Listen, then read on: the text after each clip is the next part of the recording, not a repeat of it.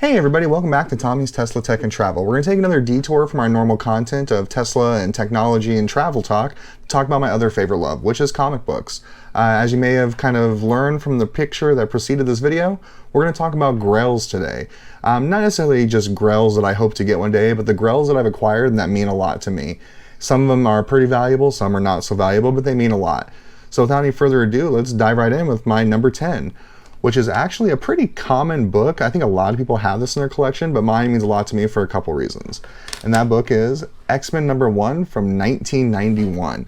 Written by Chris Claremont, drawn, penciled by Jim Lee, and inked by Scott Williams. And the reason this book means a lot to me, it was one of those books that really came into, popularity and notoriety right when I was about 6 years old, 7 years old. So it meant a lot to me. This was one of those first books that I ever really just saw out there. And I watched the X-Men cartoon, which is coming back. I think it's called X-Men 97 there on Disney+. So this book means a lot because that was one of my real introductions to the comic book world. We'll talk about the one that really got me into comic books a little bit later, but this was that first mainstream one that I was a part of besides the death of Superman, which was on the honorable mention for this list. But again, I think a lot of people have it, not necessarily worth a lot. Neither is this one. But if you'll notice from the picture that I have up, I actually have this one signed by Jim Lee, Chris Claremont, and Scott Williams. Pretty fun thing as far as I'm concerned, like a book signed by all three creators that was that prominent in our lives. The next one is, it was the first independent character I ever really loved, liked, and was like, oh my gosh, that's not Marvel or DC. And this one's kind of a cheat. I'm doing two separate books for the same character. The first one here is actually going to be John Burns' Next-Men 21. First appearance of Hellboy in normal comic book continuity. Hellboy to me was a character that meant a lot because he was the antithesis of an anti-hero. You know, Hellboy, hell we associate with bad and evil, but really he's fighting all the paranormal stuff that's threatening our universe. So I really enjoy this character and what it means.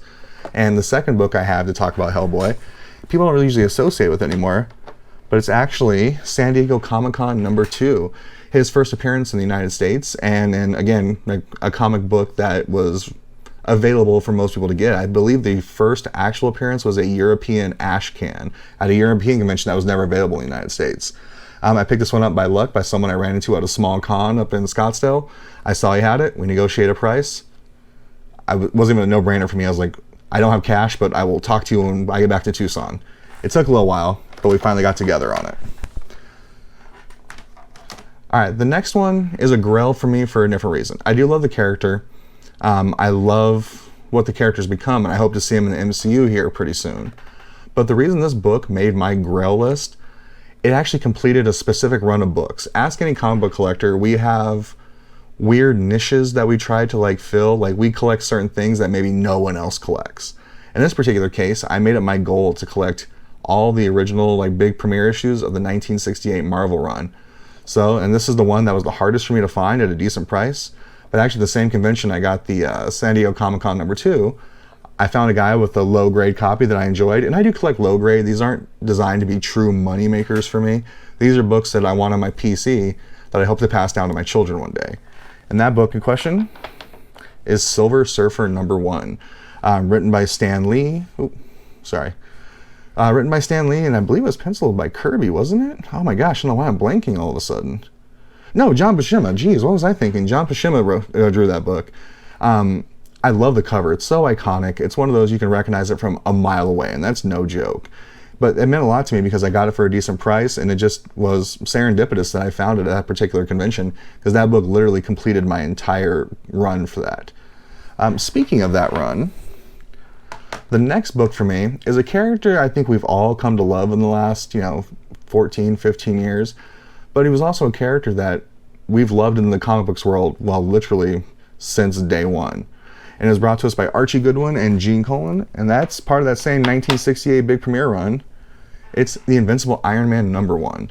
I was talking to someone recently who was just getting into the hobby. They legitimately thought it was his actual first appearance. I had to be the one to break their hearts and be like, no, Strange Tales 39, or Strange Tales 39, you know what I mean. But this was his first solo venture. And this, again, we're talking about iconic covers. Could you think of a more iconic cover than that? Although they did use the same type of cover for Captain Marvel from that same 1968 issue. And very similar with Submariner #1 as too. But This was one of my first like big purchases. Like I'm talking about like $500 or so at the time at a 3.0, and this is like at the top of the market. I admit it, I bought it when people were overpaying for comics. Oh, by the way, you guys like my Indiana Jones hat? I thought it would be cool to match the original picture I had up there, but you know what? It's wool, it's getting hot. We're going to the old trusty here. All right, so Invincible Iron Man #1, amazing book, right? The next one has been on my list since I was a little kid. I love this character. He's by far my favorite comic book. Like, I associate with him more than any other comic book, other than the fact he's a mutant. But other than that, I associate him more with the attitude, the temperament, and just the overall feelings of life. And I found this actually by accident at a local shop here in town called Bookman's. They deal in secondhand stuff, like resell books. They resell anything they can get their hands on, right? Anything that's worth value that someone might be interested in, they'll look at it. I was walking by and my wife pointed it out to me behind the counter. And little did she know, she found a book I've been looking for years. And that is Raphael #1. And this book actually comes with a catch. So we bought it. As I'm ringing it up, the person ringing it up for me, you can tell doesn't really know a lot about comics. In fact, I did the whole, hey, since I'm buying a few, can I get a discount? He said, yeah, sure. Threw off 10% off the whole total. And he goes, oh, and someone told me that book was signed somewhere.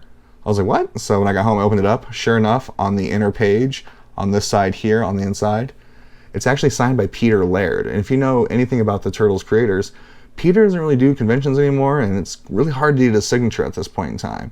So to find a book that was pre-signed by him, and I know their signatures pretty well because I'm lucky enough to have a ton of stuff signed by Kevin Eastman, and I know my Turtles stuff.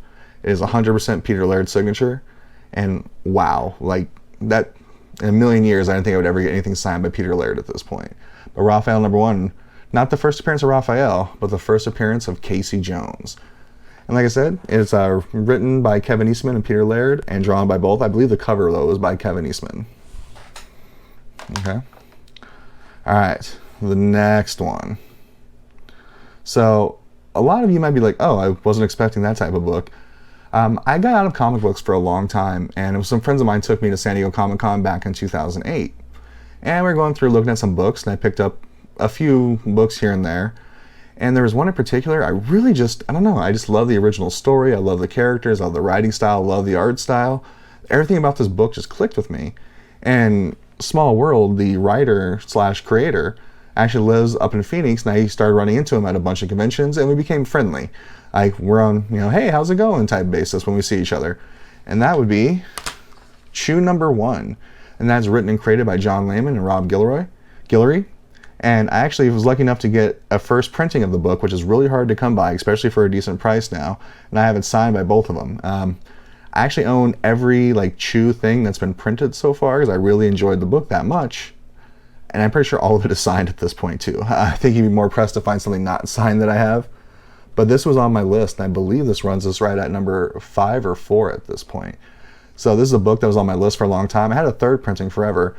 And similar to the Raphael story, I was somewhere and I found they had a stack of these books, and it wasn't a comic book place, it was kind of just like a thrift store, if you will. And they had issues 1 through 4, all first printings, and they only wanted a really decent amount for it. This book alone, if it was a 9.2 to 9.8, you're looking at $500, $700 in that ballpark for it. So for the price I got all 4 of them for, yeah, let's just say I did very well in that case.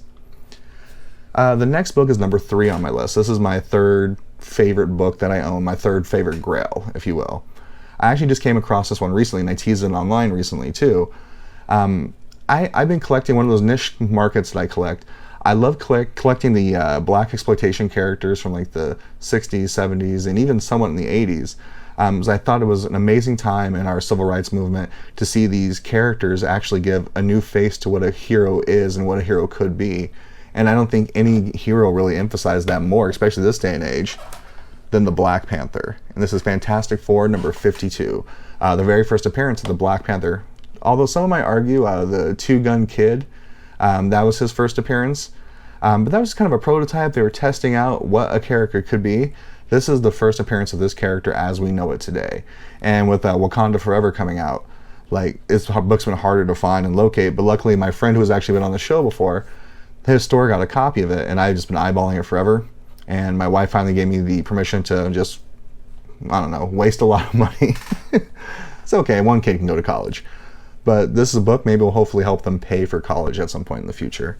But it means a lot to me, and it's one of those that's my PC that I don't see going away anytime soon. Alright. And as you might tell from my shirt I'm wearing, I know I mentioned earlier how Raphael was like my favorite character that I associated with, but I think my favorite character in all of comic bookdom is Captain America. Just because of what he stands for and what he stood for, especially when he first was created by Joe Simon and Jack Kirby. Captain America, to me, defines American ideals and what they should be. But more importantly, the character itself is what the character stands for. Not necessarily like the person that developed over time, but what the hope of the character was, which was to bring America together and really represent what America should be. And with that being said, it's not Captain America #1. I ain't got that money. But it is Captain America 100. It's a PGX, and truth be told, this is actually now my second copy. The other one I have is a slightly better copy, and I sent it off to get graded with that. Oh, I forgot that other book. We got to go back to that one. That's actually #7. With the other book that I have going back to get graded.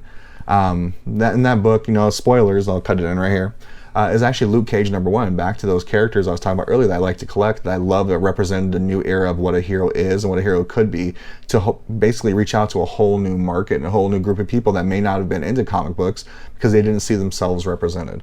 And I found a really good copy of Luke Cage #1 up in Vancouver when I was visiting my dad, who lives in Oregon, Vancouver, Washington, not Canada. We don't go international on the show just yet. So that's the book that's also off for grading, but so is my other Captain America 100. But this book meant a lot to me. I bought this for myself when I graduated from graduate school. I got my master's in business back in December, something I worked my tail off for. And, every day after work, come home, play with my kids, and did homework till I went to bed, got up, went to work, came home, played with my kids. It was a grind for 2 years, and I can't thank my wife enough, and all my family too, for supporting me during that time. But my reward to myself was finally buying one of my Grails, Captain America #100. And the best copy I could find at the time was this PGX one, which, when it comes to CBS, CGC, and PGX, CGC always holds its value more. I mean, that's a staple that we all know here in the comic book industry. But I prefer the cases in CBCS, and I think they grade a little bit harsher too. So if you get a higher grade as a CBCS, I think it's better than a CGC, and definitely better than what a PGX says it is. But for the price I paid for this and the quality of the book, I don't think I could have got a better deal at the time. All right. Last but not least, my #1 Grail. And actually, I'm realizing my friends over there at Presidio Comics get a lot of my money. I got a text from Eric one night being like, "Oh, hey, look what we picked up in a collection." Kind of a teaser text, like a part of the picture. But as soon as I saw that corner of the picture, I knew exactly what it was. And I basically said, "I'm coming over and I'm buying that book. We're going to figure out a price." This is a book that I've been looking for a long, long time. That means the most to me. It came out the same year I was born, which is back in 1984. I had a chance to buy this book a few years earlier, and actually an earlier printing of the book too. And I wish I could remember the name of the seller, because it was at a convention. This person will be on my hatred list for the rest of my life. I see the book. I ask if it's a third printing, second printing, or first printing. He's like, "Oh, I got a second printing and a third printing." I say, "What do you want for the second printing?" He tells me, and at this point, I'm actually still in my undergraduate. I haven't graduated from college yet. Or maybe I just graduated from my undergrad. So I'm a broke college kid, right? He tells me a price. I say, "Will you do this price?" And he says, "Yes." I said, "All right, let me go make a phone call," because I had to call the significant other at that point, even though we weren't married just yet. We already had started our life together. And she says, "Go ahead and buy it. It's something I know you want." So I go back. I'm like, "All right, I'm going to buy it." That short time I was gone, someone else came up to him and offered him full price and just sold it. One of the most heartbreaking days of my life. But my buddy over at Presidio, Eric, he got a copy. Granted, it was a third printing, but Ninja Turtles #1. My absolute favorite book. I mean, oh man, we all had those sheets as a kid. We all woke up early on Saturday morning to watch the cartoons on Fox. I mean, we all know the theme song by heart. This book will never, ever leave my collection unless it's an upgrade to a earlier printing or a really high-ended, graded copy, because mine is raw. And I actually tried to get it graded, sent it in and everything, but it turned out I didn't realize CBCS did not grade larger size books at that point. They still don't, but they have the cases now. They just don't offer the labels and encapsulation just yet. But the fact that I have it, you don't understand. This book means the world to me, and I can't wait till I pass it down to my kids and let them fight over who gets it one day. Heck, maybe I'll have it buried with me. May forget them. But that's it, guys. Those are my 10 Grails. I mean, we go back over the list again. That's X-Men #1 from 1991. John Byrne's Nextmen 21 / SDCC Comics #2, first appearances of Hellboy. Silver Surfer #1, followed by Invincible Iron Man #1. Raphael #1. Don't forget the Luke Cage #1 in there, which I don't have with me because it's off being graded, but that book means a lot to me as well. Chew #1, which is the book, besides Invincible by Robert Kirkman, that got me back into reading comics again on a regular basis. They reminded me that, oh yeah, these are great stories that need to be told that I'm not going to see just sitting in front of a TV every day. Followed by Fantastic Four #52, first appearance of the Black Panther as we know him. Then Captain America #100. And Ninja Turtles #1. It's my jam, y'all. Hey, thanks for watching another one of my comic book videos. Again, I know it's not one of the videos we normally do on this channel, but it means a lot to me. And this whole idea of this channel is kind of like therapy, in as much as I always find solace in doing something creative. I've used to host a podcast called TNT Podcast with some of my buddies in college. And then I've also been writing and creating comic books for the last 10 years. But we've kind of taken a little hiatus from that right now just because, well, life happens sometimes. And I'm just a writer and letterer. So if I don't have an artist at the point, it's really hard to make a comic book, right?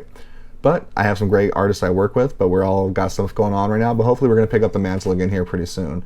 So with those kind of being in a lull, I was like, you know what? I spend most of my free time watching YouTube, either comic book videos, books on Disneyland and traveling, or videos on how to learn more about my car, the Tesla. So like, why don't I combine all three and do a channel and do something creative that basically have that outlet I've been looking for again? So with that being said, thank you guys for watching this video. Thank you for subscribing and watching, or if you just stumbled across it, please give it a like and subscribe, maybe even share. Hopefully we'll see you next time. Thanks for taking another ride with us, and hopefully we can take another ride again soon. But let me ask you this question. What's your Grail comics? Go ahead and comment down below, and maybe we'll talk about those in the future. And if I have them, maybe we'll go over those books as well. Bye-bye, everybody.